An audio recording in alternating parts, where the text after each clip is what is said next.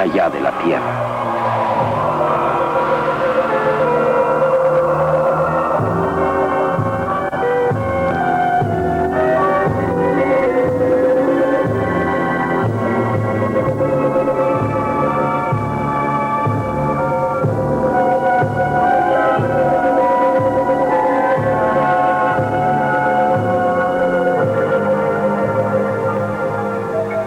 Ahora sabemos que en los primeros años del siglo XX, este mundo estuvo siendo vigilado por inteligencias más desarrolladas que la del hombre, y sin embargo tan mortales como él mismo.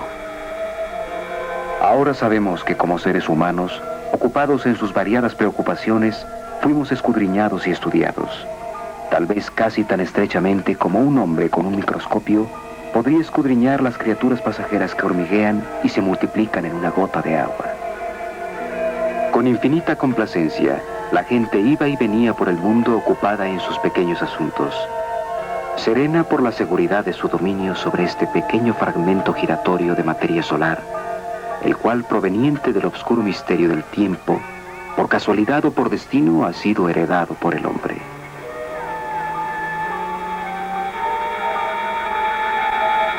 Sin embargo, a través del inmenso golfo etéreo, mentes que son a nuestras mentes como las nuestras son a las bestias de la selva, inteligencias superiores, frías y poco benévolas, observaban esta tierra con ojos de envidia, y lentamente y seguras trazaron sus planes contra nosotros.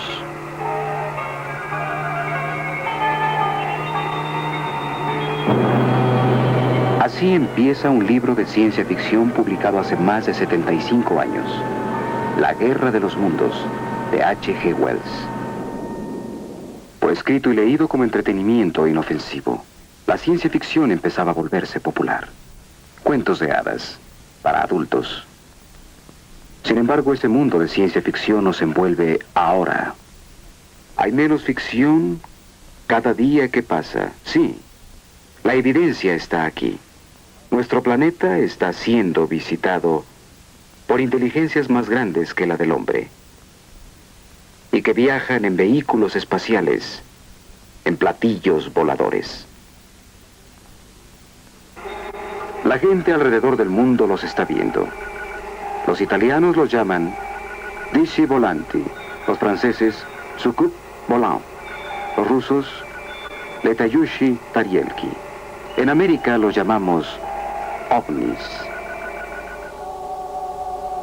Existen miles de informes de policía y pilotos sobre ovnis, y cerca de 900 casos de rastros de aterrizaje han sido documentados. Casos en que la química del suelo ha cambiado. Torbellinos circulares que muestran la tremenda fuerza centrífuga en el lugar donde algo masivo aterrizó. ¿Y qué ha sucedido? Los voceros militares de las grandes potencias están sospechosamente callados. Solo una cosa es cierta. Ninguna potencia terrestre ha construido un avión que vire en ángulo recto a velocidades supersónicas. Y tales naves son vistas constantemente y fotografiadas persiguiendo a nuestros aviones de prueba y vehículos espaciales. ¿De dónde vienen esas naves extrañas? ¿Cuál es su potencia? ¿Y por qué nos están visitando? ¿Están tal vez recordándonos que somos parte de una conexión cósmica? ¿Que tenemos eslabones y aún parentesco con mundos lejanos?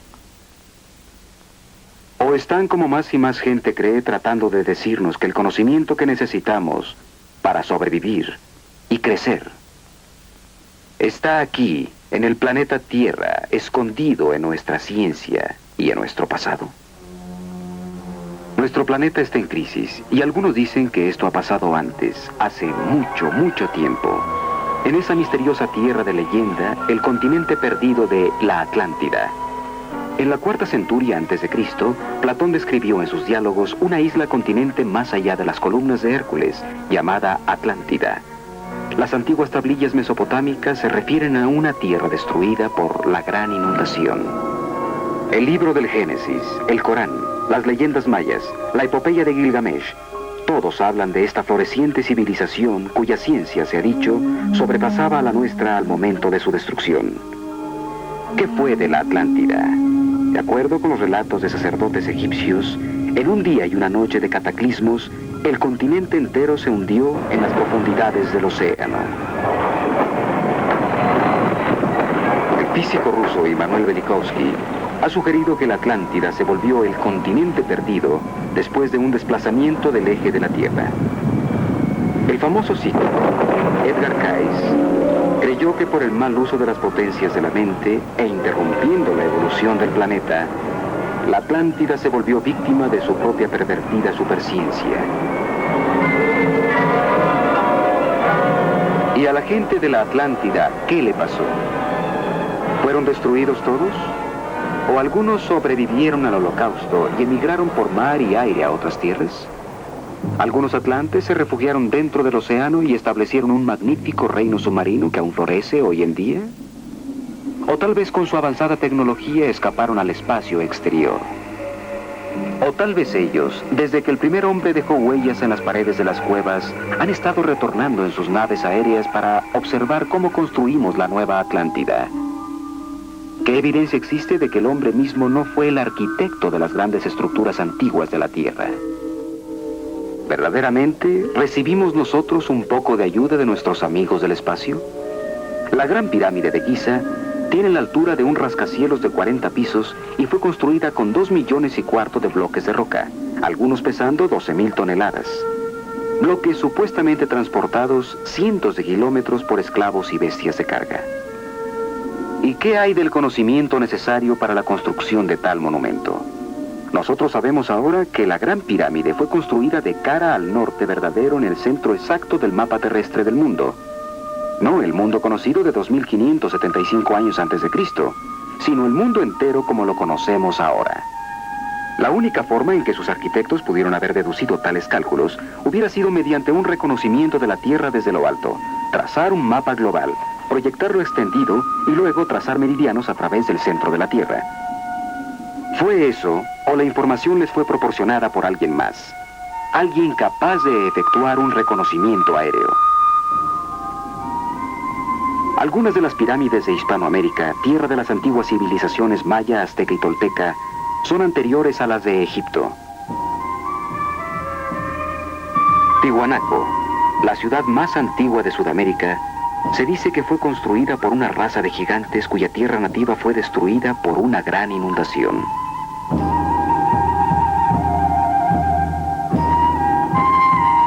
Los arqueólogos han descubierto asombrosas similitudes en arquitecturas y artefactos entre Egipto y Tiwanaku. Similitudes que han inducido a varios sabios a sugerir que estas dos civilizaciones podrían tener un origen común. Que tal vez Egipto era la colonia principal de la Atlántida en el Viejo Mundo, mientras que en el Nuevo, Tiwanaku era uno de los puestos coloniales de avanzada del continente hundido.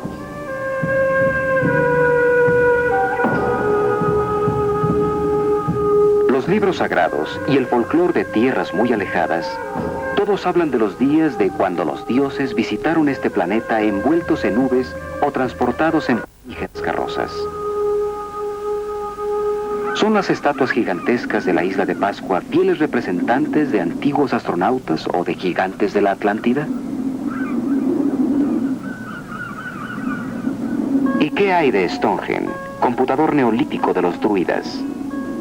La comparación no es rebuscada, pues se necesitaría una computadora IBM para descifrar las funciones de este monumento calendárico que predecía futuros eclipses mediante la compleja alineación de estas losas masivas de piedra, cada una marcando una posición del Sol y de la Luna. Y más asombroso aún, las medidas interiores de Stonehenge en Inglaterra y las dimensiones de la Gran Pirámide de Egipto, ambas indican el número preciso de días de un año solar. Esto parece sugerir que los arquitectos de estas apartadas construcciones tuvieron acceso a la misma información. Inclusive pudieron haber trabajado con los mismos planos maestros. La pregunta es, ¿por qué?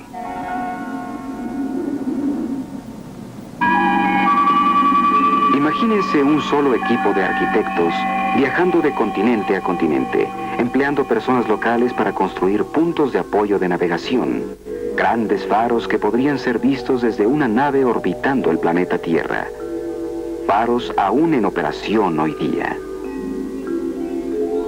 Ciertamente, la evidencia más permanente de que civilizaciones avanzadas han estado visitando este planeta desde tiempos antiguos puede verse en estos monumentos que desafían al tiempo, separados por un mundo. Pero consideremos lo que está pasando en nuestro cielo actualmente. Eran las 8:05 p.m. cuando el comando aéreo fue informado de que una luz misteriosa rondaba a baja altura, justo al noroeste de Rapid City, Dakota del Sur. Los operadores de radar de la base Ellsworth pusieron atención al cuadrante noroeste del cielo y descubrieron un objeto no identificado. El control de tráfico aéreo rápidamente avisó a un avión F-84 que patrullaba en el este que se dirigiera hacia el ovni. Un momento más tarde, el radar del jet localizó la señal desconocida y fue hacia ella. El avión se encontraba a solo 3 kilómetros de su objetivo, cuando de repente la luz se alejó con una aceleración fantástica. La persecución duró unos 120 kilómetros. El avión no logró alcanzar al objeto. Finalmente, el avión abandonó la persecución. En el control terrestre, los hombres del radar vieron fascinados cómo el objeto desconocido cambiaba de dirección y seguía el jet de regreso al aeropuerto. Es abrumadora la evidencia de que el planeta Tierra está siendo visitado por vehículos extraterrestres inteligentemente controlados. En otras palabras, los ovnis son aeronaves de alguien desconocido. No hay buenos argumentos en contra de la realidad de los ovnis si consultamos las evidencias.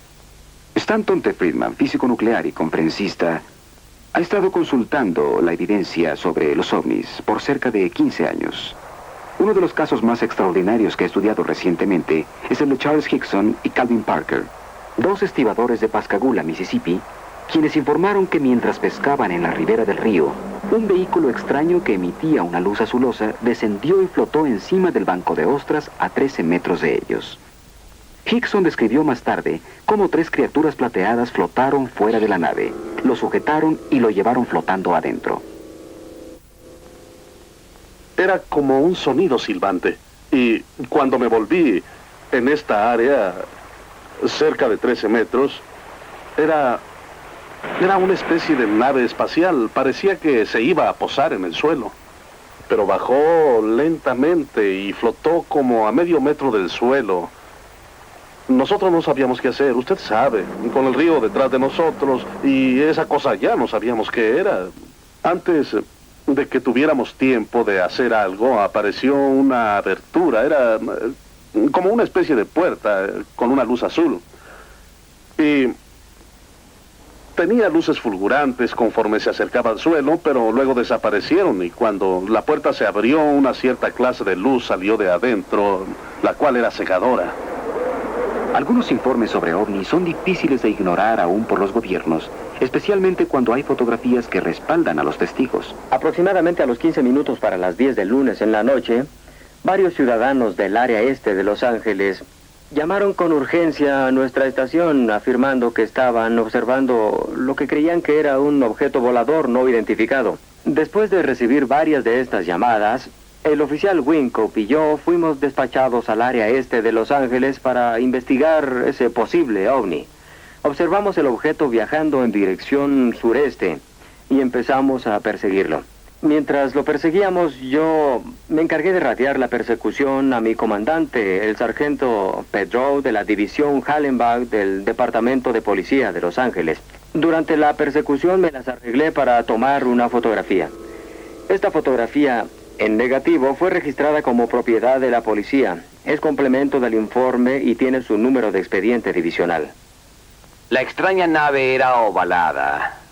Ovalada por la parte de encima y abajo parecía un gran pastel abierto a la mitad. No tenía ningún domo como otros que han sido vistos. Y parecía tener como 60 metros de diámetro y 10 metros de altura. Una de las mejores secuencias fotográficas registradas fue tomada a un ovni sobre la isla Trinidad en la costa de Brasil. Observadores militares y civiles del barco brasileño de entrenamiento Almirante Saldaña vieron esta nave metálica de casi 45 metros de largo moverse sobre el mar alrededor de la isla. Un fotógrafo profesional que iba a bordo del barco con su cámara tomó estas fotografías, las cuales fueron oficialmente publicadas en El Mundo por Juscelino Kubitschek, entonces presidente del Brasil, como fotografías auténticas de ovnis. La evidencia de la actividad de ovnis sobre el agua crece constantemente. Jacques Cousteau ha informado la aparición de ovnis en Sudamérica sobre el lago Titicaca. Thor Heyerdahl vio extrañas masas fulgurantes bajo el agua durante su famoso viaje en la Kon-Tiki. Y existen cientos de informes de científicos marinos y tripulaciones de barcos acerca de naves submarinas misteriosas. ¿Cuál es la conexión entre los ovnis y el agua? ¿Están los extraterrestres usando los océanos de nuestro mundo como bases altamente desarrolladas para expediciones espaciales sucesivas?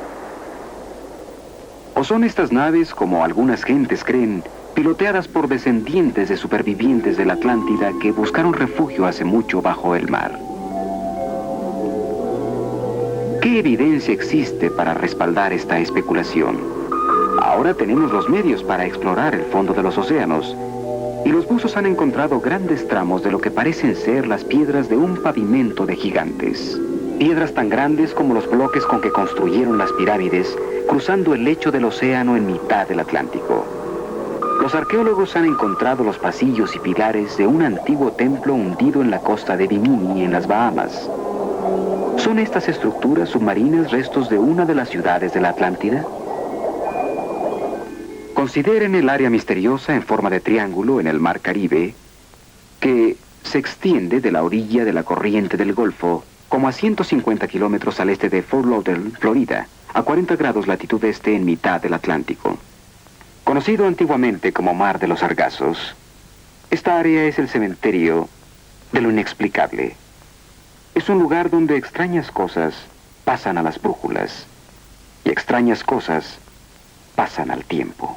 A lo largo de los siglos, este cementerio húmedo ha reclamado galeones españoles, windjammers, vapores, supertanques, yates de recreo y aviones. Casi todos desaparecieron sin dejar huella, como si los tentáculos de algún monstruo mítico hubieran salido y los hubieran agarrado. Esta área es conocida ahora como el Triángulo de las Bermudas, o Triángulo del Diablo. El 5 de diciembre de 1945, 5 bombarderos Vengador, bajo el mando del teniente Charles C. Taylor, despegaron de la estación aeronaval de Fort Lauderdale en una misión de rutina. Vientos de superficie de 20 nudos, cielos claros, visibilidad ilimitada. De repente, a solo 15 minutos antes de que terminara el vuelo, la torre de control localizó la voz frenética del teniente Taylor. Las 4 de la tarde. Llamando a la torre, esta es una emergencia. Parece que estamos fuera de ruta. No podemos ver tierra. Repito, no podemos ver tierra. ¿Cuál es su posición? No estamos seguros de la posición. No estamos seguros de saber dónde estamos. Parece que estamos perdidos. La ruta de vida es el oeste. No sabemos qué dirección es el oeste. Todo anda mal. No estamos seguros de ninguna dirección. Parece que entramos en agua blanca ahora. Atención, estamos completamente perdidos. Y luego, a las 4:25 p.m.,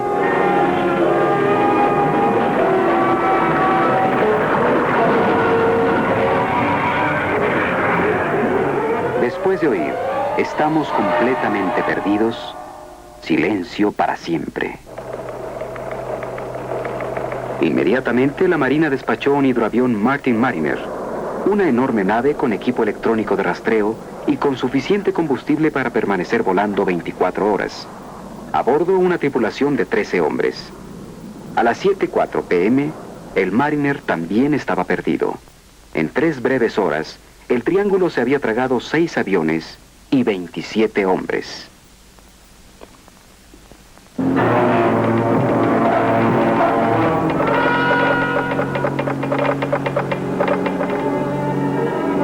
Al amanecer del día siguiente, la mayor búsqueda de rescate por aire y mar nunca antes lanzada estaba en camino. 242 aviones y 18 barcos rastrearon el área conocida como el Triángulo del Diablo, pero no se encontró una sola huella, ni una capa de aceite, ni un pedazo de algo, ni una balsa salvavidas, nada.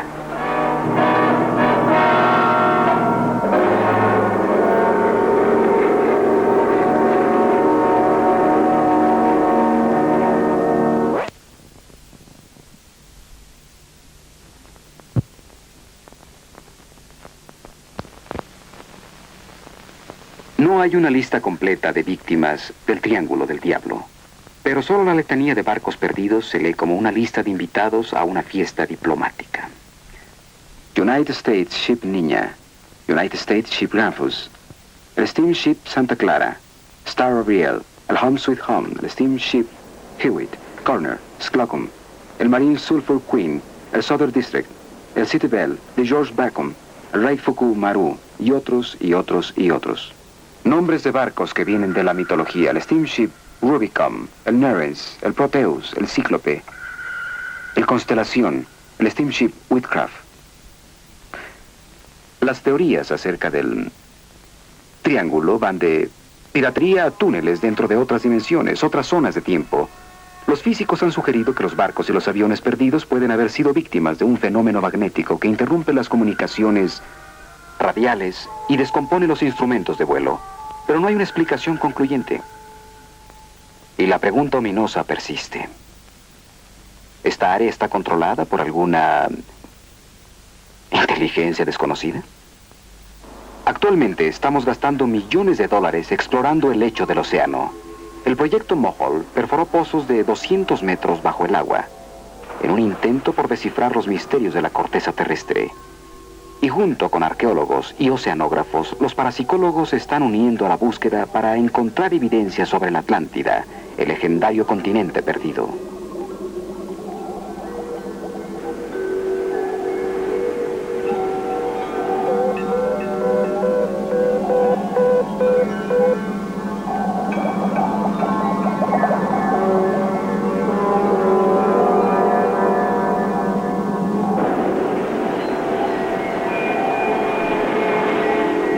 Los mitos de todos los países hablan de dioses y sirenas que salen del océano. ¿Y qué tal si la mitología es realmente historia condensada y las leyendas de estas criaturas marinas encantadas de hecho son testimonios oculares? ¿Y si la ballena que se tragó a Jonás en el violento mar era en realidad una nave submarina?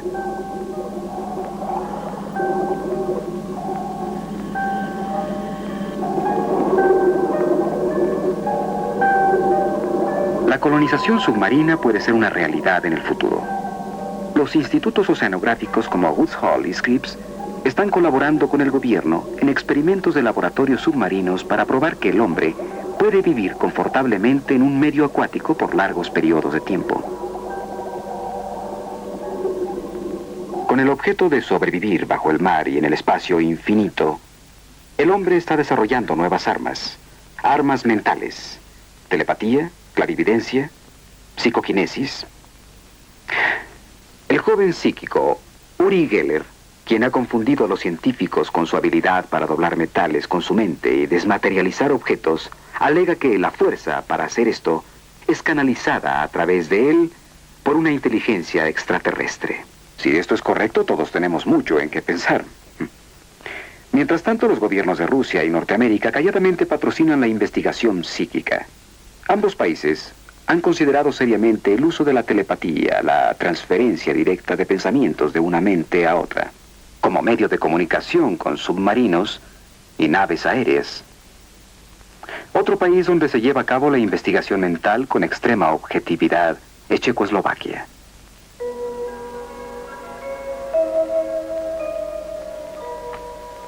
Aquí, en un laboratorio checo, estamos viendo un experimento de telepatía. El sujeto está siendo inducido a un trance profundo de hipnosis con objeto de liberar el inconsciente para recibir el mensaje que le será transmitido.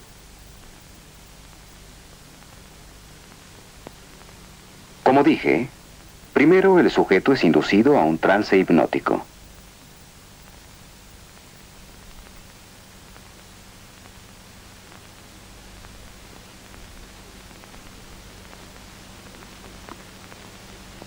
En este experimento es esencial que no haya interferencia externa, que la mente del sujeto esté clara para recibir el mensaje mental que le será enviado. Ahora, el experimentador, quien no es conocido por el sujeto hipnotizado, selecciona al azar un sobre que contiene el nombre de una especia. Pimienta. La prueba y luego trata de enviar mentalmente el sabor de la especia al sujeto hipnotizado. Ahora el científico le está diciendo, lo que yo pruebo, tú también lo probarás. ¿Qué es? La respuesta viene casi inmediatamente. Pimienta.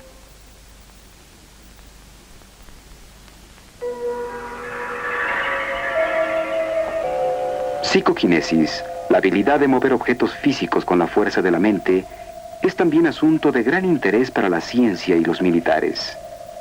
Aquí en Leningrado, bajo las condiciones experimentales más estrictas, la talentosa y sensitiva Nina Kulagina hace que la aguja magnética de una brújula gire con solo la energía de su mente.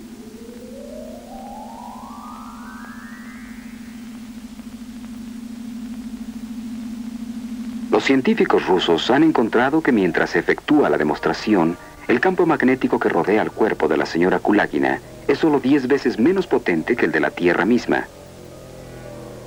Usando esta misma energía, la señora Kulagina también puede hacer que objetos no magnéticos, como estos palillos protegidos con una caja de plástico, vayan hacia ella a través de la mesa.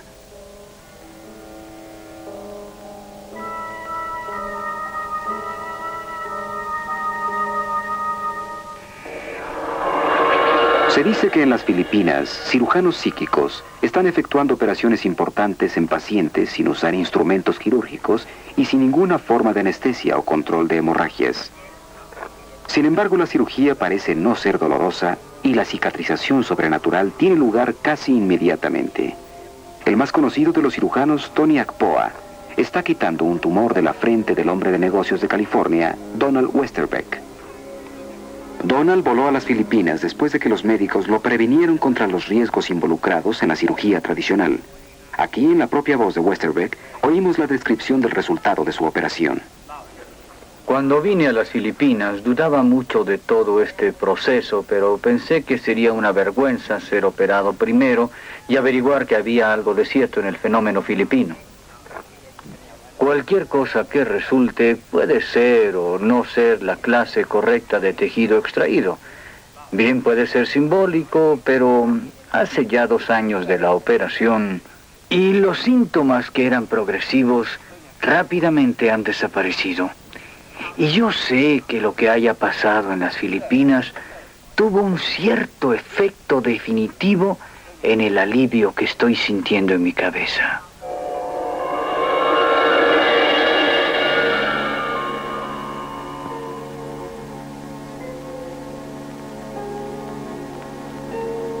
Estamos aquí para una curación psíquica. Tenemos curanderos que tienen poder en las manos. Cualquiera que sea su enfermedad se verá afectada. Algunos casos pronto, otros un poco después. Usted será sometido a sueños psíquicos. Usted debe ser sometido a sueños psíquicos. Ellos nos ayudarán a identificar cuál es su problema en particular. Los curanderos tienen esta energía que fluye a través de ellos acumulando energía psíquica, y esta energía psíquica fluirá a cada parte del cuerpo. Pienso que la mayoría de las gentes que se vuelven curanderos profesionales sienten que tienen alguna clase de habilidad, pero no saben qué es. Creo que se vuelven curanderos para aliviar. Me refiero a médicos, enfermeras, quiroprácticos y otros. ¿Ha sido tratada por calor o rayos infrarrojos o...? No, nada. Este observador es un médico autorizado, un doctor, uno de los primeros que investigó este método poco usual de curación para ver qué tenía que ofrecerle a su profesión. Absolutamente. No hay causa física conocida de la artritis reumatoide ni de otras artritis. Este es un grupo de personas dotadas de sensibilidad que poseen la extraordinaria habilidad de diagnosticar las enfermedades de los pacientes mediante un método conocido como exploración corporal. Ellos obtienen su evaluación de la posible enfermedad recibiendo vibraciones directamente de la persona enferma o sosteniendo algo que le pertenece. A veces hay transferencia efectiva de dolor de la persona enferma al diagnosticador.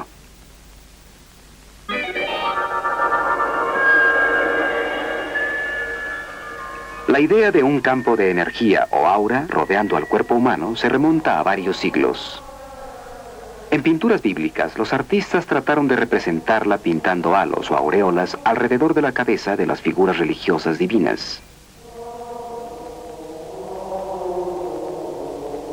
Mucho más recientemente, esta fotografía de la NASA muestra al astronauta de la Apolo 12, Peter Conrad, en la Luna, con un resplandor azuloso alrededor de él.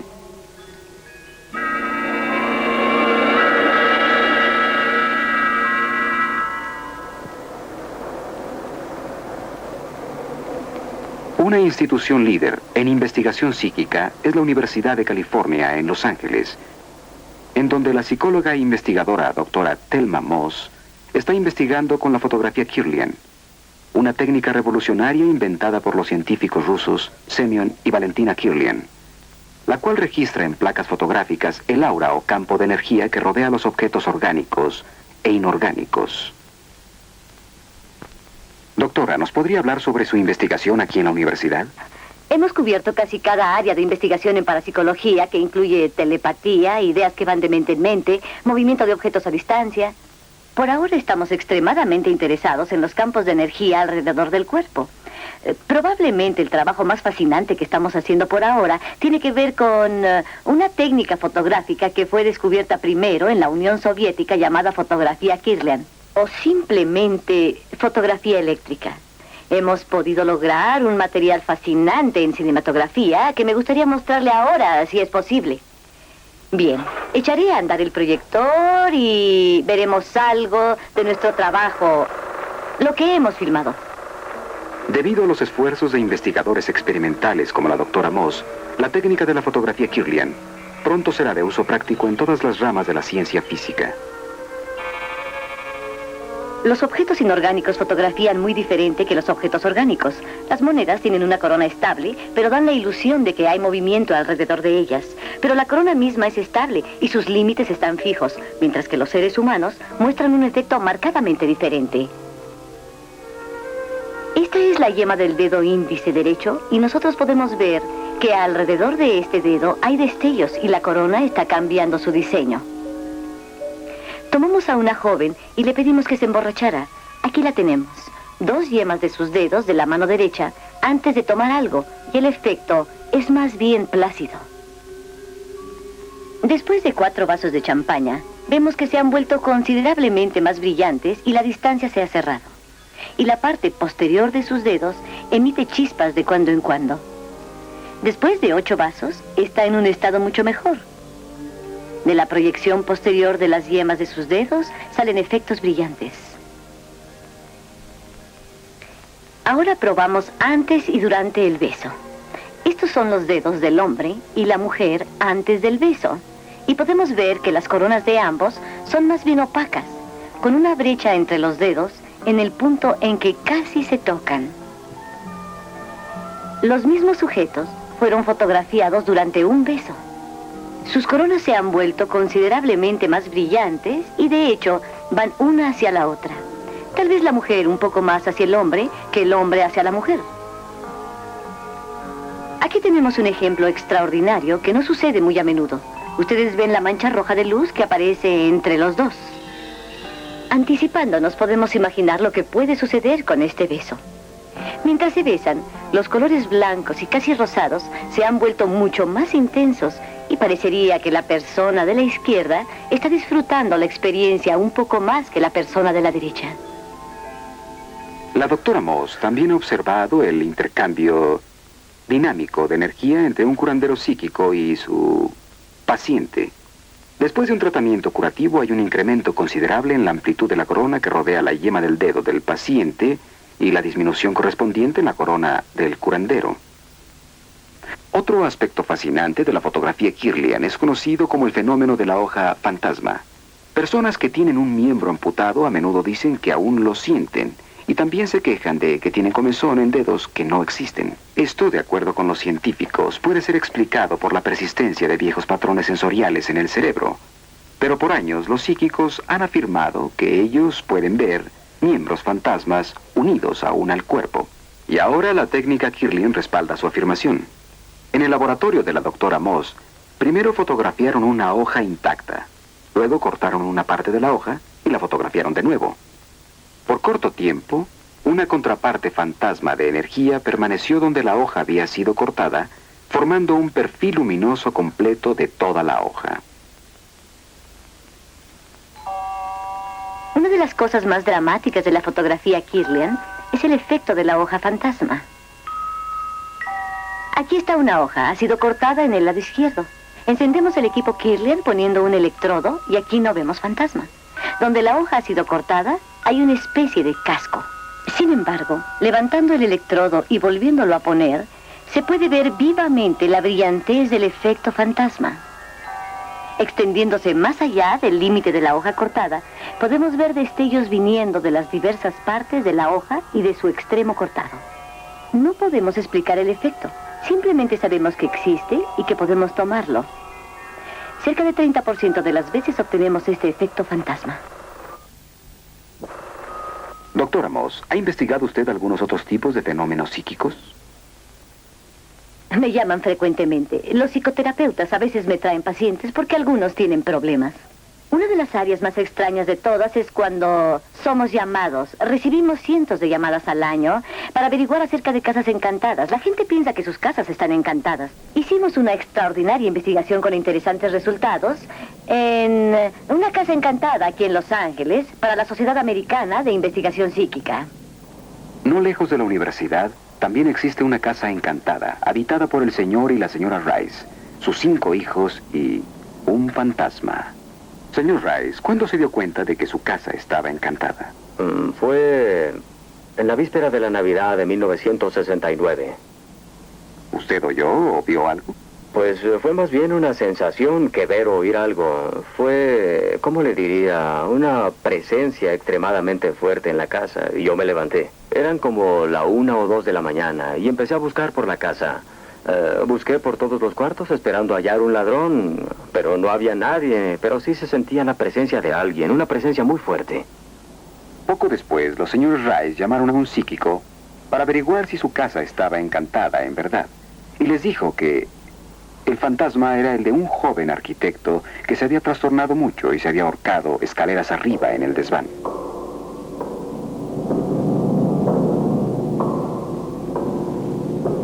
Yo me encontraba trabajando en mi estudio. Soy pintor. Y este individuo se había vuelto una parte tan familiar después de varios años que yo más o menos traté de comunicarme con él al trabajar en esta pintura. Vi a un hombre de cerca de unos 70 de altura, muy delgado, moreno, llevando una camisa blanca remangada, camisa de vestir de cuello abierto, pantalones oscuros, zapatos negros. Hubo un efecto inmediato. La pintura tomó forma. Era como si fuera dirigido aun cuando no movió mi mano. No es un retrato de cómo es él, más bien es una representación de su personalidad. La Sociedad de California de Investigación Psíquica vino a la casa de los Rice a investigar el caso.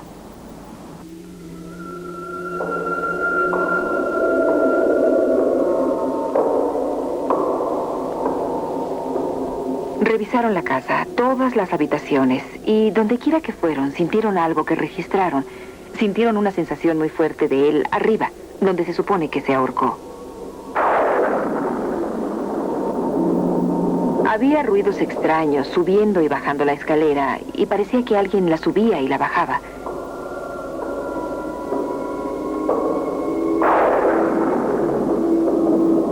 Y también lo vieron en la misma forma y lo describieron en la misma forma que nosotros lo habíamos visto. Muchas de sus conclusiones concordaron con lo que les habíamos dicho nosotros. Aun cuando hay 5 niños, no hay problema de ninguna clase. Están muy conscientes de lo que ha pasado y realmente no los molesta. Están acostumbrados a la idea. Nunca le hemos tenido miedo y nunca nos ha molestado viviendo aquí. Y ya llevamos 5 años. Sinceramente nos ha divertido tenerlo como miembro silencioso de la familia.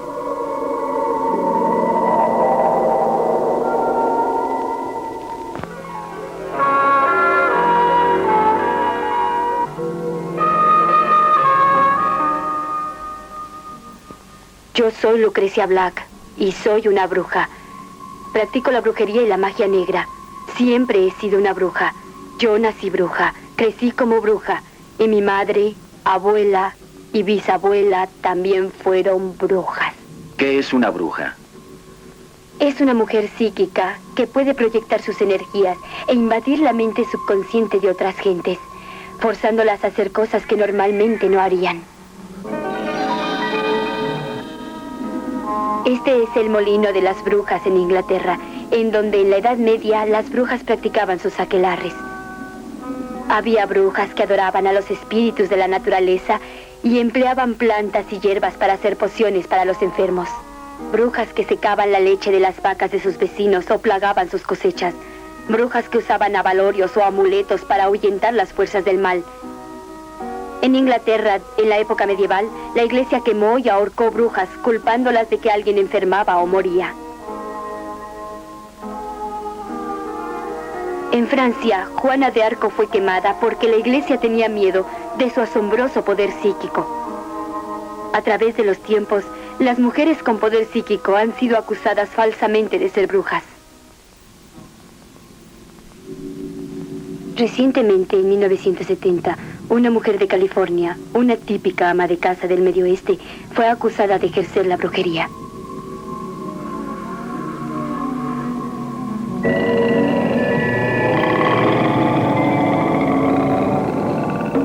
Por años hemos visto gentes acostadas en camas de clavos o caminando sobre filos de espadas y hemos pensado que es magia o truco. Ahora empezamos a entender que existe una línea delgada entre la magia y lo que llamamos la mente sobre la materia. La ciencia ha empezado a estudiar a quienes efectúan estos actos. Aquí en Hawái, miembros de una tribu antigua caminan descalzos sobre carbones encendidos sin sufrir dolor o daño en la piel.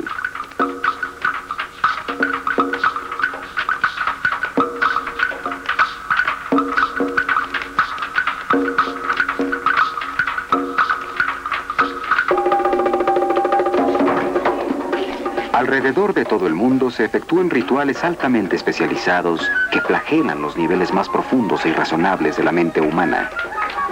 En Brasil, los cultos vudú aún florecen. Se efectúan ceremonias donde los sacerdotes vudú invocan a los espíritus de los muertos para que se venguen de los vivos. Sacrificios de animales, cánticos y batir de tambores incitan a la multitud casi hasta la histeria.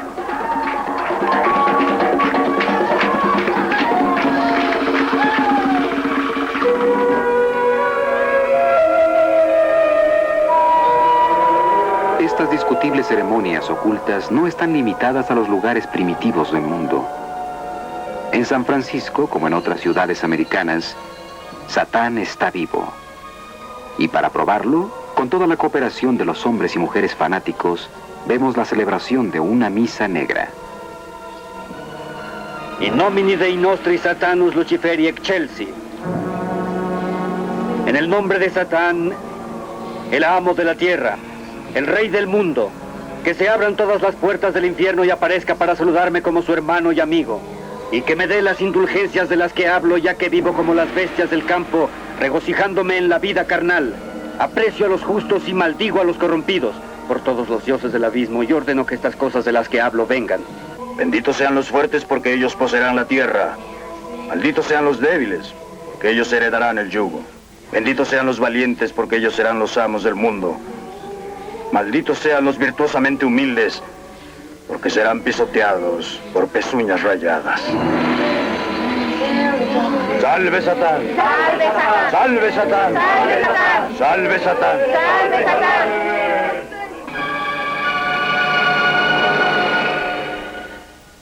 Algunos aún se permiten ser seducidos por el teatro de prácticas, de ritos oscuros y estériles. Pero la mayoría de nosotros estamos llegando a un nuevo y excitante futuro. Ahora existe una generación nacida en el conocimiento de que el hombre puede dejar la Tierra. Una generación preparada, aún ansiosa por contactos fuera de la Tierra. Y estamos empezando a explorar el espacio interior, a conocer el asombroso potencial psíquico de la mente humana. ¿Dónde encajan los ovnis en la nueva expansión de nuestro conocimiento sobre lo paranormal?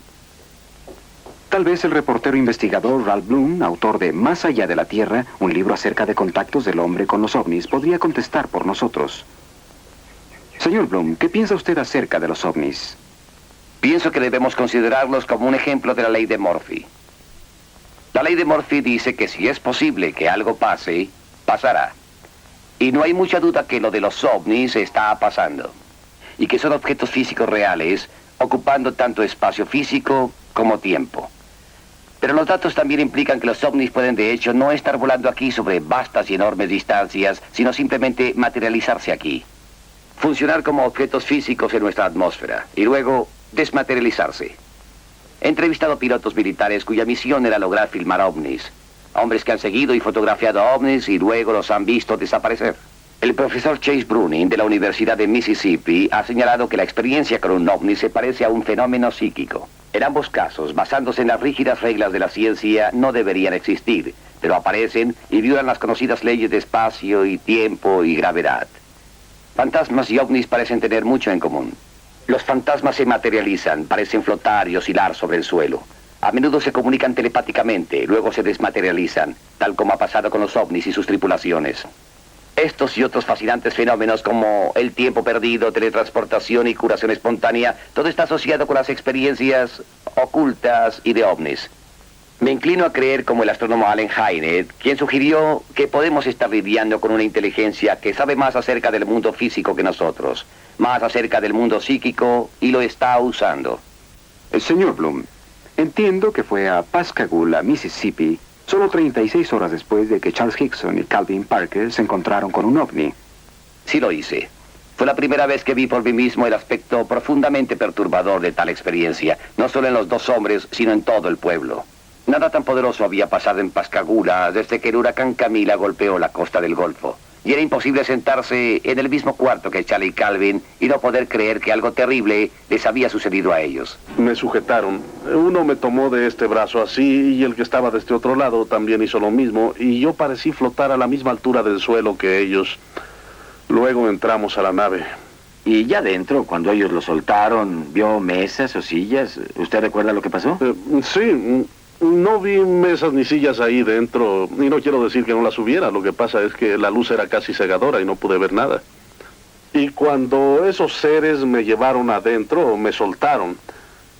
Y ese ojo, yo sigo refiriéndome a él como un ojo, se movía enfrente de mí, así de cerca, justamente enfrente de mí, mirándome a los ojos. Pareció quedarse ahí por unos cuantos segundos y luego empezó a recorrer todo mi cuerpo. Cuando ellos me trajeron de la nave y me depositaron allí, tengo la impresión de que no fueron bruscos. Ellos no me arrojaron, solamente me depositaron en el suelo y yo me caí. Mis piernas estaban débiles y no sé por qué, tal vez fue la tensión, pero me caí al suelo. Y fue cuando vi a Calvin, que estaba parado en aquella área. Estaba viendo al río con sus brazos extendidos así, como si estuviera observando algo. Un hombre en Missouri presentó un artículo sobre 546 casos de aterrizaje en 34 países. Todos incluían huellas, o sea, marcas dejadas después de que el ovni despegó. Un lugar donde esto pasó fue la granja Johnson en Delphos, Kansas, noviembre 2 de 1971. La marca extraña ahí a la mitad es un anillo de tierra. Es un anillo de tierra dejado por un ovni. Se hicieron muchas pruebas al anillo. Algo extraño le pasó a este suelo hasta una profundidad de 35 centímetros. Para dar un ejemplo de lo que le pasó al suelo, el fragmento de la izquierda es de ese anillo. Obviamente es de diferente color y textura que el fragmento de la derecha, y según pruebas de laboratorio, son diferentes en composición. Mientras los ovnis estén en el aire y efectúen acrobacias imposibles, todos podemos divertirnos con argumentos sobre quién está alucinado. Y los militares pueden decir a los ansiosos ciudadanos, ustedes no vieron un platillo volador, fue Venus, o gas de los pantanos, o gansos migratorios, o lo que sea. Pero todo eso cambia cuando un ovni aterriza y los extraños desembarcan. Una de las más asombrosas y angustiosas de esas experiencias involucró a una pareja llamada Betty y Barney Hill.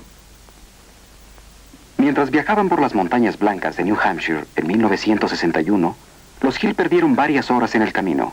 Incapaces de recordar las horas perdidas y acosados por sueños recurrentes, finalmente buscaron ayuda psiquiátrica. Mientras estaban bajo hipnosis regresiva en el tiempo, tanto Barney como Betty Hill recordaron haber sido llevados a bordo de una extraña nave luminosa tripulada por seres de otro mundo. Estando a bordo, les hicieron un extenso examen médico y les dijeron que no recordarían lo que les había pasado. Este es un modelo de los ocupantes del ovni, según lo describió Betty Hill bajo hipnosis. Tenían menos de 1,50 m de altura, piel grisácea, y se comunicaban mediante alguna clase de transmisión de pensamiento. En contraste, las criaturas que flotaron hacia Charles Hickson parecen haber sido servomecanismos o robots. Los oídos como clavos impulsaron al astronauta brigadier James McDivitt a sugerir que probablemente era una clase de dispositivo de radar avanzado. Otra versión de su apariencia. Este es un dibujo hecho por un artista, una composición basada en cientos de informes oculares. La mayoría de aterrizajes no son informados. Este sujeto tiene 1 metro 20 centímetros de estatura, 2 brazos, 2 piernas, una cabeza. Rasgos faciales algo diferentes. No se parece a ninguno de nuestros amigos de la Tierra.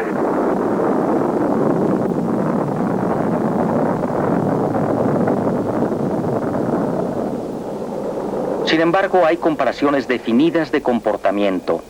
Tienen módulos de excursión terrestre que se comportan muy similar a nuestros módulos de excursión lunar. Vea nuestro programa Apolo. Tenemos naves voladoras de aspecto extraño. Llevan a bordo un vehículo de lanzamiento. Flotan en los desiertos de la Luna. Alunizan. Una pareja de criaturas de aspecto humanoide salen, caminan alrededor, recogen muestras, juguetean, luego vuelven a entrar a la nave. Despegan, revolviendo el suelo detrás de ellos, se reúnen con la nave nodriza y salen disparados hacia otro cuerpo planetario. De hecho, las mismas secuencias que han sido observadas aquí por los testigos de ovnis.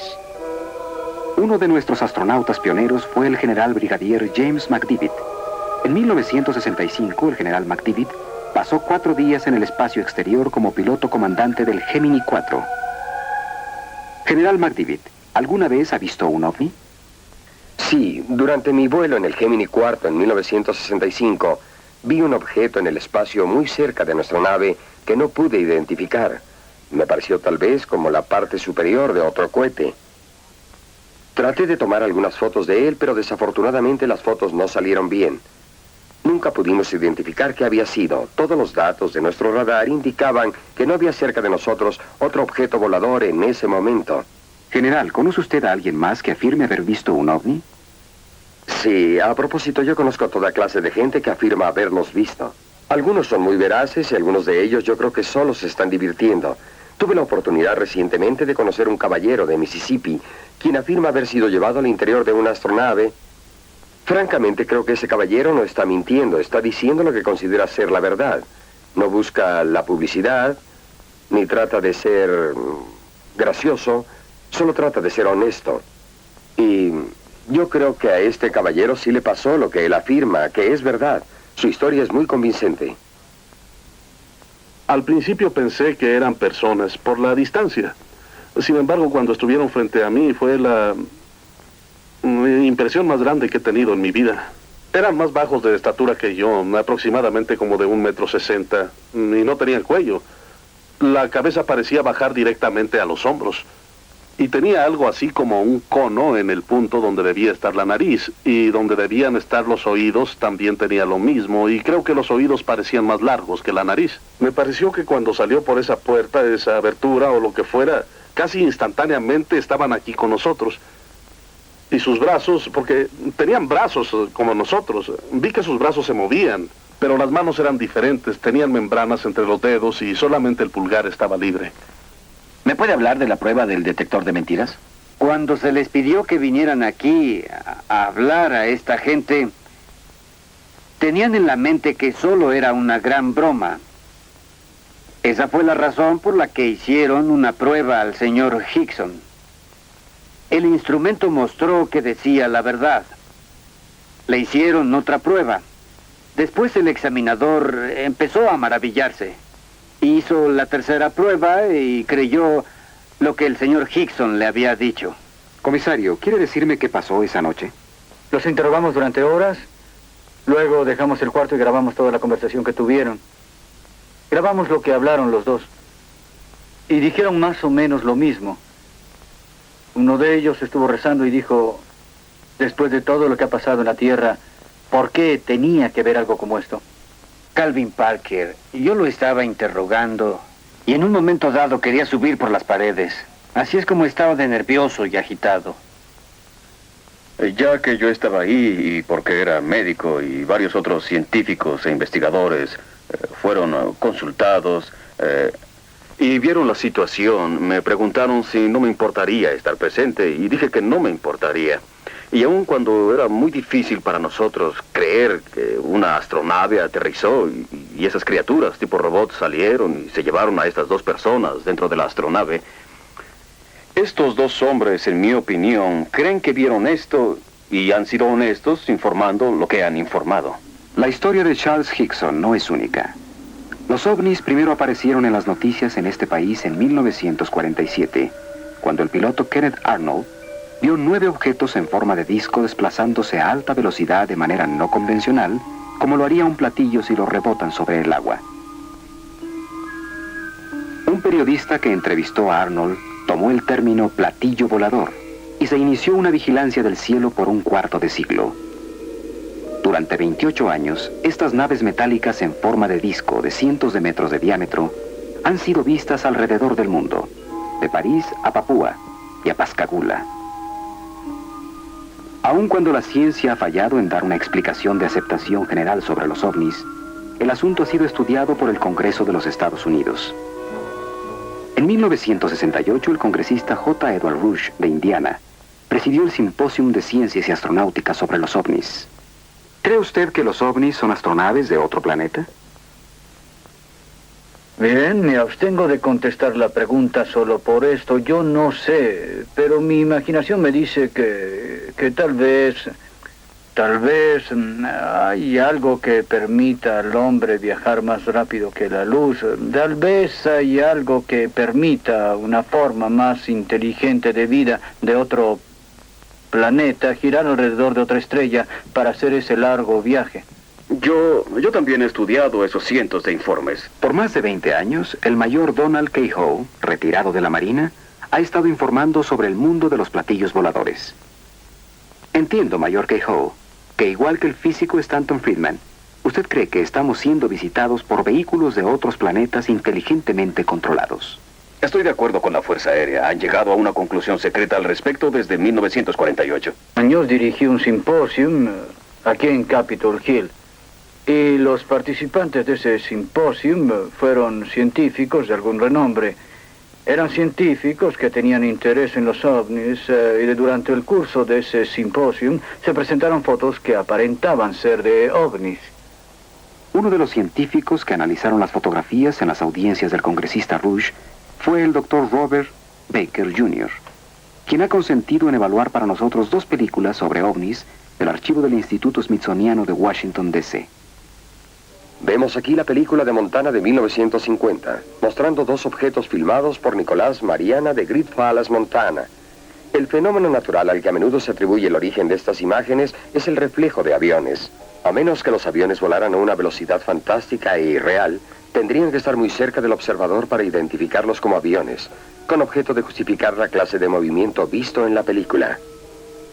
No acepto que estas imágenes sean aviones, reflejos de aviones, cometas u otros fenómenos naturales bien comprendidos. No sabemos si sean armas sofisticadas, todo el mundo lo niega. Nuestra propia nación niega que sean armas fabricadas aquí. Esta película fue tomada en 1952 por Delbert Newhouse, fotógrafo naval, cerca de Tremonton, Utah. Él estimó que había aproximadamente una docena de objetos metálicos formados por 2 platillos, uno invertido sobre el otro. La explicación oficial fue que los objetos eran una parvada de gaviotas volando alto. Pero el Dr. Baker tiene otra opinión. Las aves, como las gaviotas, simplemente no hacen cambios acelerados a altas velocidades como los mostrados en la película. También existen algunos datos meteorológicos que indican que no había condiciones que permitieran a las aves mantener el vuelo por largos periodos simplemente volando en espiral.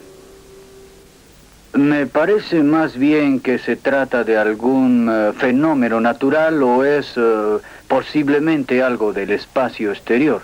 Hay, sin embargo, otra teoría. El Triángulo de las Bermudas no es la única área en la cual los navegantes han sido confundidos por el comportamiento extraño de las brújulas magnéticas. Como todo niño de escuela sabe que algo extraño le pasa a la brújula magnética conforme se viaja a las regiones polares del globo. Los científicos han señalado al espacio, a la alta atmósfera y aún al Sol como responsables de esta anomalía magnética. Pero informes más fidedignos sugieren un misterio mayor. Una gran concentración de ovnis en el Ártico y en el Antártico ha conducido a algunos expertos a especular que estas regiones pueden servir como bases de aterrizaje de naves extraterrestres. Y aún ha sido sugerido que los platillos voladores, de hecho, emergen y vuelven a entrar al interior de la Tierra por puertas polares. y que el centro de nuestro planeta es su verdadero lugar de origen. En 1947, el contraalmirante Richard Byrd, al mando del Navy Task Force, voló 2.000 kilómetros más allá del Polo Norte, pero no como sería de esperarse sobre desiertos helados, sino sobre una gran extensión de montañas, lagos de agua fresca, ríos, vegetación verde y vida animal. Una tierra no registrada en ningún mapa.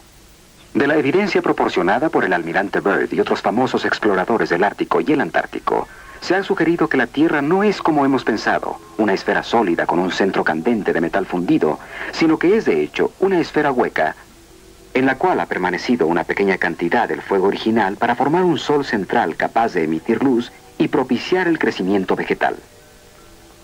Inclusive se ha afirmado que los grandes mamuts, encontrados congelados en el hielo polar, no eran prehistóricos, sino animales del interior hueco de la Tierra que salieron a la superficie y murieron congelados. Los proponentes de esta teoría estiman que la costra de la Tierra es de aproximadamente 120 kilómetros de gruesa, con aberturas en las extremidades polares. Sugieren que el almirante Byrd y otros exploradores de hecho entraron por la abertura que conduce al interior de la Tierra, sin saberlo. Estos exploradores supusieron que aún viajaban por la superficie exterior, ya que la pendiente es gradual, y porque no podían ver el otro lado de la abertura, la cual está a cientos de kilómetros de distancia. Como un solo hombre, los científicos ridiculizan la teoría de la Tierra hueca. Ellos dirán que los únicos espacios huecos cerca de los polos se encuentran en la cabeza de los que creen en esa teoría.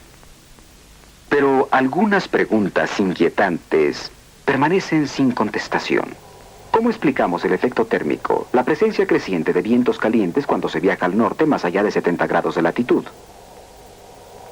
¿Por qué esos vientos acarrean enormes cantidades de polvo negro? ¿Por qué polen de colores tiñe las nieves de rojo, verde y amarillo en miles de kilómetros cuadrados en el Ártico?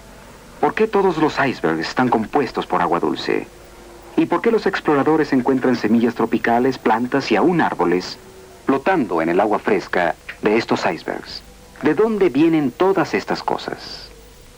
Bien, la contestación a estas preguntas es obvia para cualquiera que crea en la existencia de una región inexplorada en el interior de la Tierra. Pero la teoría de la Tierra hueca no se limita a este planeta. En su libro, Un viaje al interior de la Tierra, Marshall Gardner habla sobre luces brillantes que se ven en los casquetes polares de Marte, Venus y Mercurio, y concluye que estos planetas también tienen huecos interiores y soles centrales. De acuerdo con Gardner, la aurora boreal o luz del norte es causada por los rayos del sol central dentro de la Tierra, proyectados en el cielo de la noche a través de la abertura polar. Pero antes de reírnos con esos científicos por estas teorías, debemos recordar que hace 100 años, los astrónomos más prominentes del mundo pusieron en juego su reputación sobre el hecho de que las rocas no caían del cielo. Hoy día, esas rocas se llaman meteoritos. La ciencia, como cualquier cosa viviente, debe crecer. Y una de las nuevas preguntas cruciales para los científicos es cómo viajar a través del espacio. ¿Hay arterias cósmicas? ¿Tal vez aberturas en el abismo del espacio-tiempo infinitos? En el pasado el hombre atribuyó inmortalidad a las estrellas. Ahora sabemos que las estrellas, igual que nosotros, nacen, crecen y eventualmente mueren.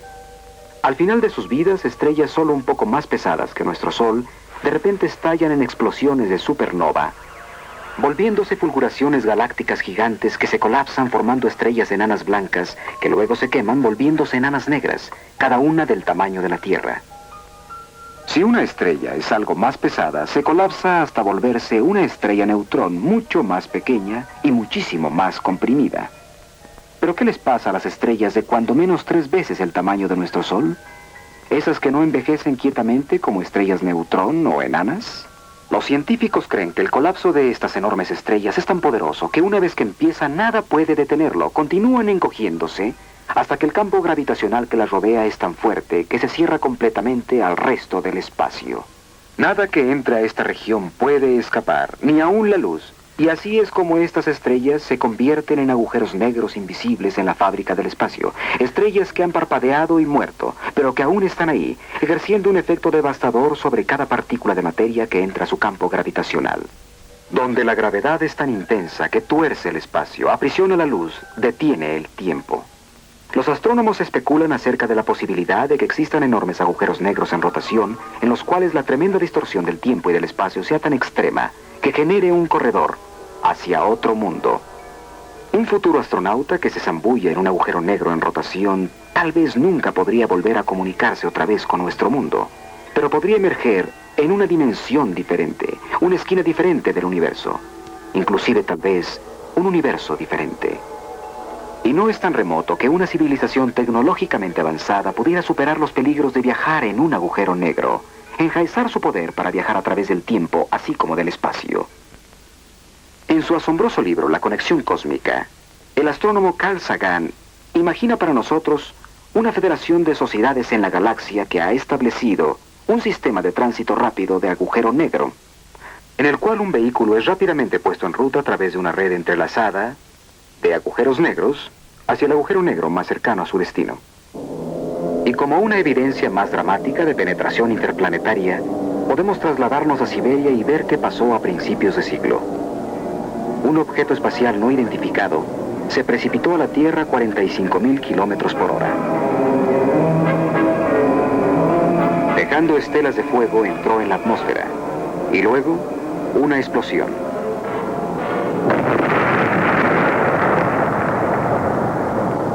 Igual en fuerza a un estallido termonuclear.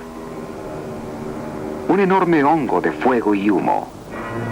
Una explosión como nunca antes registrada en la Tierra, que dejó trazas de radioactividad y árboles caídos en un área de 50 kilómetros a la redonda.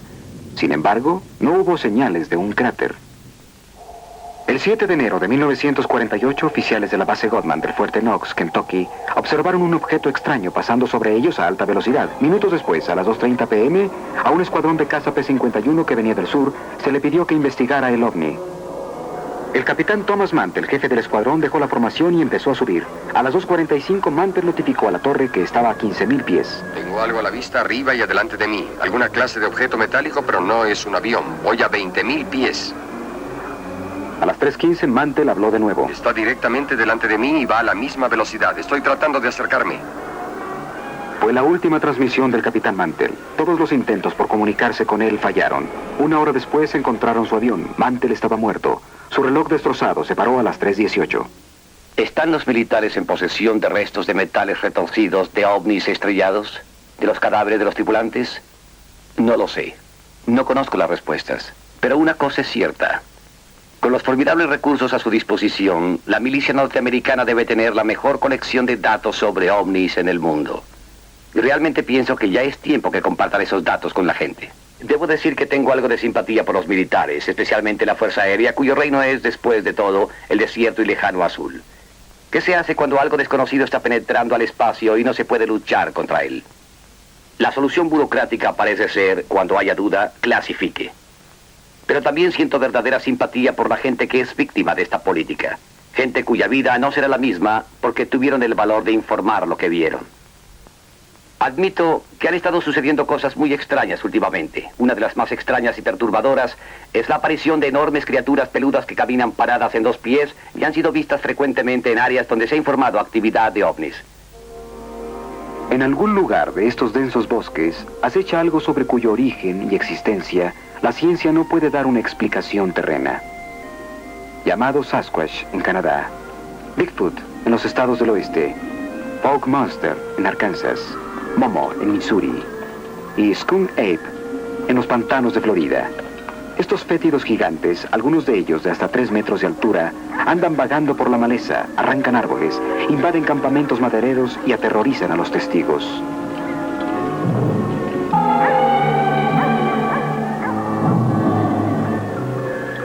¿Qué son estas criaturas? ¿De dónde vienen? ¿Cómo llegaron aquí?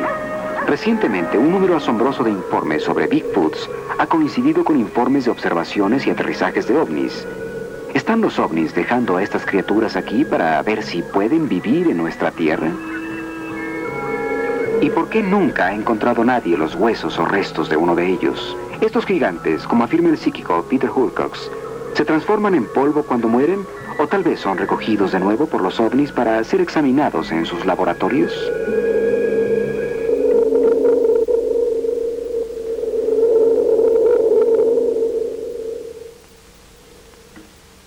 ¿Es un Bigfoot un mutante cósmico? Por increíble que esto parezca, estamos contemplando posibilidades aún más extrañas en nuestros propios laboratorios. En 1818, cuando Mary Shelley creó al primer varón, Frankenstein, la idea de un ser humano fabricando a otro era pura fantasía. Ahora lo inconcebible se ha hecho casi una realidad, ya que los científicos del mundo investigan en el nuevo y ominoso campo de la ingeniería genética. Mediante un proceso conocido como cloning, se puede reproducir genéticamente copias idénticas de un organismo individual.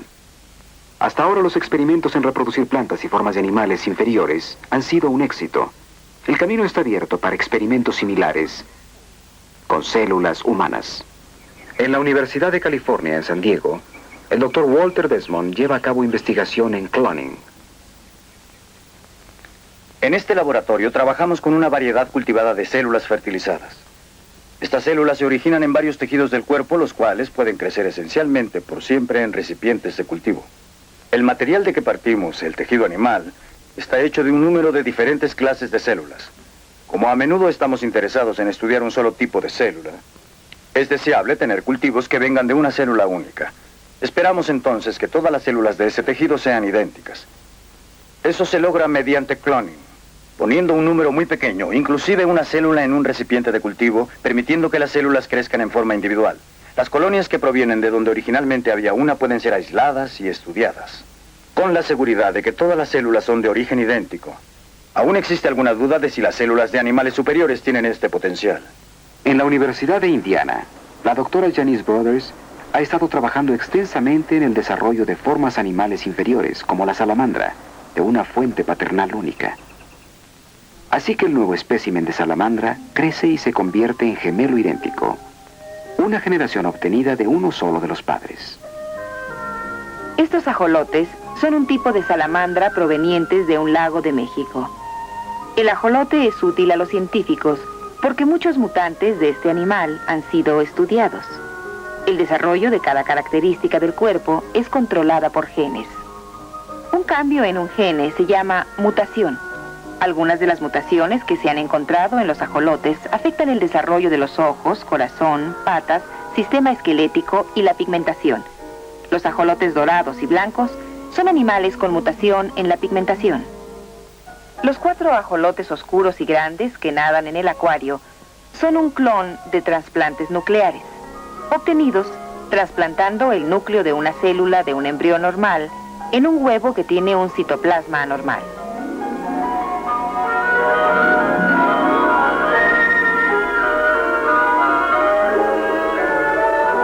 Al principio, el hombre pensó que solo él poseía sistemas de comunicación.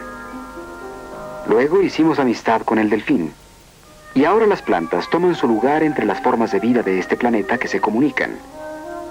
Desde 1969, Marcel Vogel, químico investigador de la IBM, ha estado activo en el estudio de la comunicación entre el hombre y las plantas. Vogel cree que las plantas no solo responden a nuestros pensamientos, sino que también son instrumentos ultrasensitivos para medir nuestras emociones. Trabajando con plantas verdes caseras de hoja ancha, como este philodendron, Vogel enrolla un alambre alrededor de la planta y ata un pequeño electrodo de acero inoxidable a la hoja. Luego el alambre es conectado a un amplificador y a un polígrafo, y está listo para establecer una línea básica de comunicación, una especie de latido de la planta en la gráfica. Uno de los primeros experimentos que hicimos fue la de amenazar con atacar a la planta. Con la ayuda de su asistente, Vogel intentará proyectar pensamientos de ataque y luego registrará la respuesta de la planta. Lo que quiero que hagas es que pienses fuertemente en una forma de ataque, de violencia. Piensa intensamente que atacas a la planta y después transmíteselo. Cualquier cambio de la aguja en la gráfica es considerado por Vogel como una respuesta de la planta. Cuando la aguja salta locamente, es el equivalente eléctrico de un grito humano. Enseguida veremos la respuesta de Marcel Vogel y de la planta a los pensamientos dirigidos por su otro asistente Tom. Tanto la planta como Marcel Vogel están unidos mediante un aparato arcofisiógrafo biofeedback. Esta es la respuesta de la planta telemetreada a través de los electrodos de acero inoxidable. Esta es la respuesta galvánica de la piel de Marcel. Este trazo es la presión de Marcel y su relajación cardiovascular y la tensión de los vasos sanguíneos. Este trazo es una variación que viene de la mano de Marcel, que como ven está bajando. Muy bien, Tom, muy bien. Ahora me enfocaré en ti, Tom. ¿Te gustan las mujeres? Definitivamente sí. Sí, claro, sí. Bien, piensa que te gustan las mujeres. Sí, aquí está la respuesta a tu pensamiento. Todavía nada con la planta. Ahora vean ustedes que estamos obteniendo respuestas emocionales aquí mismo. Es que pensé en hacer algún trabajo de curación. Repite esa operación. Ese pensamiento. Repítelo. Ahora recógelo y transfiérelo. Tu mente estaba cerrada. Ese es el pensamiento del transfer. Mira eso. Es una respuesta a nuestra interacción personal. Siempre es emocionante para mí cuando estas cosas pasan porque me es difícil creer que todos estamos unidos por el pensamiento. Que todos somos uno con la naturaleza. Por eso me gusta este tipo de trabajo. Ahora voy a intentarlo con el pensamiento de amar, con la palabra amor. Verás que enseguida... Marcel Vogel está señalando cómo con idéntico equipo la respuesta de la planta es mayor que la suya, que de hecho registra más información y por lo tanto es un instrumento más fino para medir las emociones que el hombre mismo. La investigación de la vida secreta de las plantas origina algunas cuestiones morales pasmosas. ¿No deberemos, por ejemplo, cortar rosas en nuestros jardines? ¿Deberemos comer solo vegetales que han tenido muerte natural? ¿Y qué es natural cuando hablamos de la muerte? La raza humana ha andado un largo camino desde que Fausto vendió su alma al diablo. Ahora estamos listos para negociar con la muerte, a tratar a la muerte como una enfermedad, y una enfermedad curable. En marzo de 1963, biólogos de la Universidad de Oklahoma confirmaron que las células dérmicas de la princesa egipcia Mene estaban intactas y, en efecto, vivas. Sin embargo, la princesa ha estado muerta desde hace miles de años. Los antiguos sacerdotes egipcios sabían mucho de los secretos sobre la preservación de la vida, secretos que ahora estamos por redescubrir mediante una rama tan nueva de la ciencia que la mayoría de la gente nunca ha oído hablar de ella. El nombre es criónica. La criónica es un programa para alargar la vida. Debido a la brecha tremenda entre el laboratorio de investigación y el consultorio del médico general, parece que ya no es apropiado sepultar o cremar a un individuo simplemente porque ha sufrido una enfermedad terminal o porque ha tenido un ataque cardíaco. De hecho, podemos hacer más utilizando los nuevos desarrollos y avances de la ciencia llamada criología. La criónica se refiere a morir y a la muerte como una enfermedad, fenómeno natural, pero no necesariamente incurable. ¿Cómo cura a un paciente de la muerte? Bajo condiciones ideales, un paciente está en el hospital y segundos después de cesar los latidos, se firma un certificado que constituye la muerte legal. Inmediatamente la temperatura del cuerpo del paciente debe ser reducida a 0 grados centígrados lo más pronto posible. Esto se logra usualmente poniendo el cuerpo del paciente en un baño frío, reduciendo rápidamente la temperatura. El propósito es reducir el metabolismo. Tratamos de retardar el proceso mortal tan rápidamente como sea posible, preparando el cuerpo para la segunda fase de la suspensión criónica llamada perfusión, en que el cuerpo es llevado a temperaturas de 300 grados bajo cero. Este proceso de perfusión consiste en reponer la sangre del cuerpo con un producto biológico anticongelante que protege las células de las temperaturas muy bajas. Una vez que el paciente ha pasado el proceso de perfusión, es colocado en un medio ambiente temporal de hielo seco hasta que la cápsula ha sido preparada en un recipiente criogénico de almacenamiento de acero inoxidable que contendrá el cuerpo del paciente y también proporcionará refrigerante de baja temperatura. En este caso se usa nitrógeno líquido. el cual tiene una temperatura de menos de 320 grados Fahrenheit. A esta temperatura, para propósitos prácticos, el tiempo deja de existir. No estamos en el negocio o interesados del todo en congelar cadáveres y tratar de volverlos a la vida. Lo que estamos haciendo es retardar. Utilizando biología de baja temperatura, estamos retardando y deteniendo el proceso de la muerte dentro de lo que nosotros llamamos legalidad. Las iglesias están de acuerdo con el objetivo de alargar y salvar vidas preciosas. Aquí tenemos a una joven mujer que ha sido puesta en suspensión criónica. Y de hecho la iglesia no solo acepta los procedimientos, sino que ha enviado a un sacerdote a bendecir la cápsula, con la esperanza de que en verdad esta mujer pudiera ser salvada. ¿Cómo se interesó en esta investigación, señor Nelson? De niño estaba fascinado con el fenómeno de la hibernación, de cómo los animales podían sobrevivir largos inviernos sin alimento. Muy recientemente tuvimos el ejemplo real de un ser humano, un joven llamado Armando Socaros, quien quería escapar de Cuba, y concibió la idea de esconderse en el hueco de las ruedas de un jet que iba a volar a gran altura. No se dio cuenta de la prueba a la que se iba a enfrentar. Sabemos que a la altitud de 39.000 pies no hay suficiente oxígeno para seguir con vida. La temperatura exterior era de menos de 40 grados. Y el depósito de las ruedas no era una cabina presurizada. Cualquiera de estos factores podía y debía haberle quitado la vida. 8 horas después, cuando el avión aterrizó en Madrid, España, el joven Armando cayó congelado al pavimento, no tenía pulso, y para asombro de todos, cerca de 1 hora después, detectaron un latido débil. Varios días después estaba casi recuperado y 56 días más tarde dejó el hospital ya sano. Científicos de todo el mundo vinieron a examinar al joven y se maravillaron de lo que hizo, porque de acuerdo con la ciencia era imposible y llegaron a la conclusión de que Armando Socaros fue el primer caso artificialmente inducido de hibernación humana. En los últimos años, la NASA ha gastado millones de dólares en investigación sobre hibernación, como posible ayuda en viajes espaciales. Personalmente creo que será muy valiente el primer hombre que acepte ser congelado vivo y luego ser enviado en un cohete a Marte. ¿Puede decirme si es posible, señor Nelson, que la gente sea crónicamente suspendida estando aún clínicamente viva?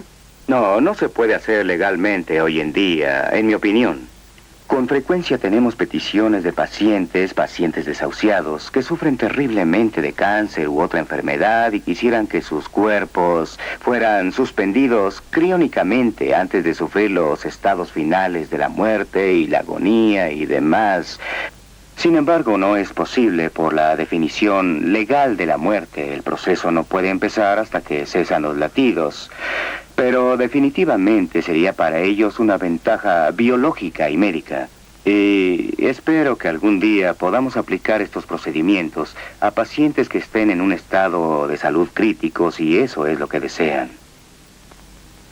Para algunos esto podría ser uno de los más horrendos. Y otros aún podrían decir escalofriantes desarrollos de la revolución biológica. Pero no creo que sea tan amenazante o angustioso en su implicación para el futuro como es el cloning. Una vez leí a un ensayista francés quien sugirió que cuando los hombres están a punto de crear la vida, Dios regresa a la tierra, sonríe irónicamente y anuncia: hora de cerrar, caballeros, por favor. No hace mucho, el concepto de lograr un organismo completo de una célula sexualmente en un laboratorio hubiera parecido imposible. Pero los científicos ya pretenden lograr la vida humana mediante duplicación. Richard Siegel, profesor de genética de la Universidad de California, está de acuerdo en discutir con nosotros algunas de las implicaciones sociales, políticas y éticas si la ciencia interfiere con la evolución. Doctor Siegel, ¿es probable en su opinión que el hombre duplicado sea una realidad en un futuro cercano? Definitivamente existe una posibilidad de que en un futuro previsible sea posible que el hombre pueda duplicar al más complejo de los mamíferos. Me refiero al hombre mismo. Tenemos la teoría, tenemos el conocimiento científico, pero algunas de las técnicas muy especializadas que son requeridas aún no han sido desarrolladas. Pero hay una razón para creer que con un esfuerzo coordinado, algunas de las barreras que existen ahora puedan ser superadas. Si la duplicación humana fuera finalmente lograda, y de nuevo vuelvo a enfatizar que aún no lo ha sido, creo que originaría algunos problemas éticos notables a toda la humanidad. Después de todo, sería un grupo de gente que no tendría padre, ni madre propia, ni familia, que reconocerían desde el principio que son copias Xerox, por decirlo así, de gentes que existen o existieron recientemente. Y luchar contra esto a través de sus vidas sería, desde luego, el problema más difícil al que finalmente tendrían que enfrentarse, ya sea psicológicamente o psiquiátricamente. Eso no lo sé. Sinceramente, a mí no me gustaría hacer una copia Xerox. Ciertamente, la duplicación traerá también algunos problemas prácticos al hombre. Por ejemplo, uno podría pensar inmediatamente en un dictador, quien duplicaría para él una fuerza de combate superior. Gente que sería virtualmente invencible como ejército. Gente que podría ser programada para no tener bloqueos mentales contra la violencia. No preguntarían nada, sino que saldrían solo a matar o a cumplir el mandato del dictador. Aquí hay otra posibilidad, realmente muy intrigante, pero al mismo tiempo aterradora. Podemos imaginarnos que un individuo muy rico y poderoso podría tener preparada una docena de duplicados de él mismo. Estos podrían ser almacenados para poder ser usados después como partes de repuesto. Por ejemplo, cuando el corazón de este hombre rico empezara a cansarse, podría tener un corazón nuevo, un trasplante de uno de sus duplicados, y no habría peligro de algún rechazo de trasplante. El corazón estaría destinado a eso y funcionaría normalmente. Sucedería exactamente lo mismo en el caso de un accidente, si perdiera una pierna o si ésta fuera horriblemente dañada. En el caso del hombre rico, una nueva parte sería tomada del duplicado y empleada para funcionar. Pero existe una pregunta, una buena pregunta. ¿Qué haremos con la copia a la que se le ha quitado el repuesto? ¿Qué haríamos en verdad con todas esas piezas y partes de casi personas? ¿Cómo llamaríamos a los desechos? ¿Se ha vuelto el hombre muy arrogante? ¿Creemos que no hay ya nada que la ciencia y la tecnología eventualmente no puedan resolver? ¿Somos en verdad los nuevos Atlantes? El reto que confrontamos es tan enorme como excitante. Estamos listos para emplear nuevos recursos: telepatía, psicocinesis, Bigfoot y misas negras, ovnis y atlantes, fotografía Kirlian, duplicación y criónica. Estas cosas sin duda tienen algo en común. La gente quiere saber más acerca de ellas. Aprender a forjar nuevas herramientas para el futuro de la humanidad en la Tierra y más allá. Estos talentos y conceptos nuevos, ¿de dónde están viniendo? ¿Están impresos en nosotros desde el principio? ¿O estamos siendo programados desde el exterior, en igual forma que el Señor programó a Moisés para sobrevivir? Algunos estamos de nuevo en contacto con ángeles tecnológicos, si lo prefieren, que son mejores y más sabios que nosotros. Yo no sé. Yo pienso que ellos saben más de lo que está pasando en esta tierra. Yo pienso, no sé, que pueden estar buscando a alguien con quien poder comunicarse para convencer a la gente de que el amor es la única posibilidad de sobrevivir. Ellos. ¿Quiénes son ellos? Vivimos tiempos angustiosos. Así que la teoría más agradable es tal vez la de que son de la Tierra misma, de lejos, en el futuro, cuando al fin aprendamos a viajar hacia atrás en el tiempo. Me gusta eso, porque si esa teoría es correcta, si ellos son nuestros propios descendientes, si ellos son del futuro, significa que lo logramos, que sobreviviremos.